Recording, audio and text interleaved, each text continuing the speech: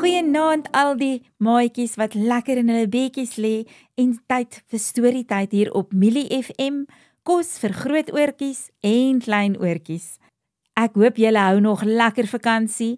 Daar's nog 'n paar daggies oor en ek hoop nie julle werk te veel op mamma en pappa se senuwees nie.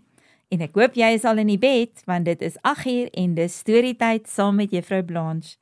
Vanaand se storie is Jan breek die boontjierank. Ek wonder wie van julle al hierdie weergawe gehoor het.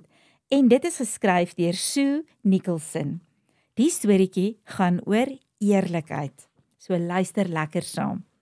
Lank gelede was daar 'n mistige blou berg. En aan die voet van die mistige blou berg was 'n donker woud. En in die middel van die donker woud was 'n dorpie. Daar het 'n waterstroompie deur die dorp geloop en daar was 'n eendedam en 'n ou boom met rooi appels. En dit is waar Jan en sy sprokiesvriende gebly het. Jan was baie lief vir boomklim. Hy het altyd in die denneboom naby sy maatjie Doringrosie se huis opgeklim.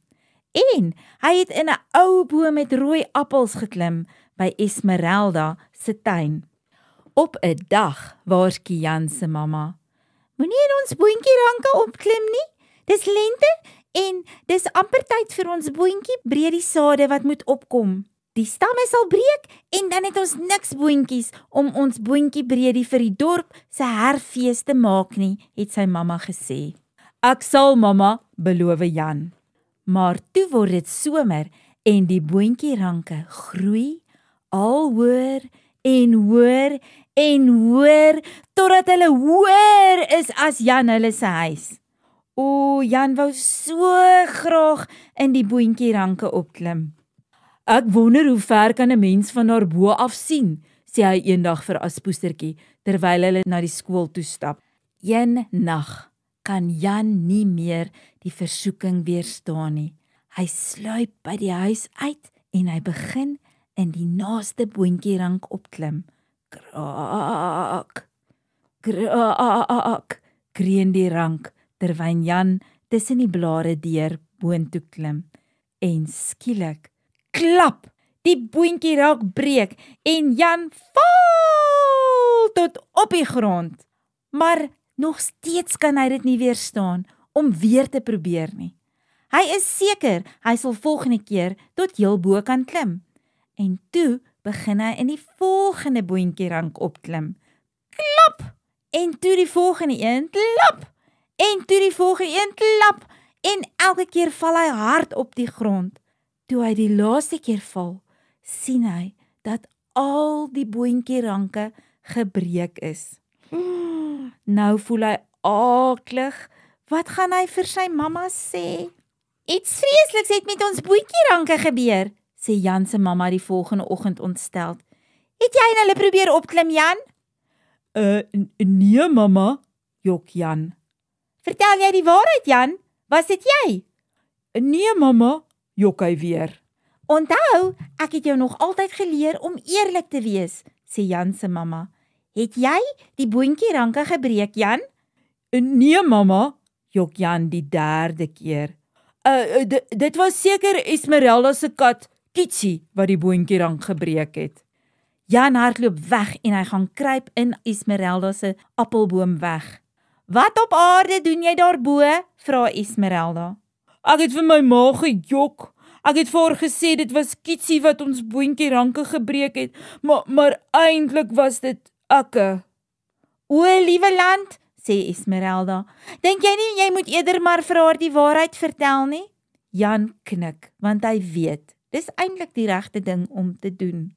"Maar nou het ons niks meer boontjieranke nie," sê Jan. "Ons het niks boontjies nie en ons gaan ook nou nie kan boontjie breedie maak nie." Esmeralda gee vir Jan 'n groot pers boontjie. "Plant dit," sê sy. "Mamma," sê Jan toe hy by die huis kom, Dit was ek wat die boontjieranke gebreek het. Ek is baie jammer, mamma, en ek is jammer dat ek gejok het." "Ag Jan, ek het geweet dit was jy," antwoord sy mamma. "Ek het gehoop en gewag dat jy met die waarheid sal uitkom." Is mamma nou kwaad vir my? Vra Jan. Nie nou dat jy eerlik was nie, sê sy mamma en gee vir hom 'n stywe drukkie. Kyk wat het Esmeralda vir my gegee, sê Jan en hy wys vir sy mamma die boontjie.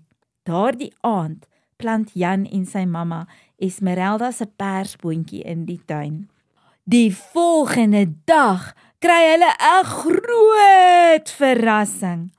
Daardie boontjie was 'n towerboontjie en het binne een nag in 'n eislike tamooi, groot, dik boontjierank met 'n sterk, dik stam en baie blare verander. Dis so hoog dat dit selfs aan die wolke raak. Kyk net hierdie lieflike bone, sê Jan se mamma. Maar hoe gaan ons hulle pluk? Vra Jan. Ek dink jy moet in die boontjierank opklim, lag sy mamma. Toe kry Jan uiteindelik kans om tot reg bo in die boontjierank op te klim, tot heel bo, en hy kon sien hoe mooi lyk die aarde daarvan bo af. Hy het so baie boontjies gepluk, dat hy en sy mamma die meeste boontjiebredie en die lekkerste boontjiebredie vir die jaar se herfsfees kon maak, en almal kon daaraan smil. En fluit, my storie is uit. Ek hoop julle het hierdie storieetjie geniet van eerlikheid, want maats, julle weet mos, om te jok, is nie mooi nie. En partykeer, dan werk die Heilige Gees in mense hartjie, soos wat hy in Jan se hart gewerk het, om eerder die waarheid te vertel. Want die waarheid is altyd beter as jokstories. So ek hoop regtig julle het mooi geluister en dat julle altyd die waarheid vir mamma en pappa en vir ouma en oupa en boetie en sussie en vir juffrou sal vertel. Ek hoop julle is gereed vir slapenstyd, dat julle lekker warm in die bedjies is, want dit klink vir my en dit voel vir my eintlik of die winter op pad is. So klim lekker onder daai kombersie in en ek hoop julle het soete drome. Lekker slaap!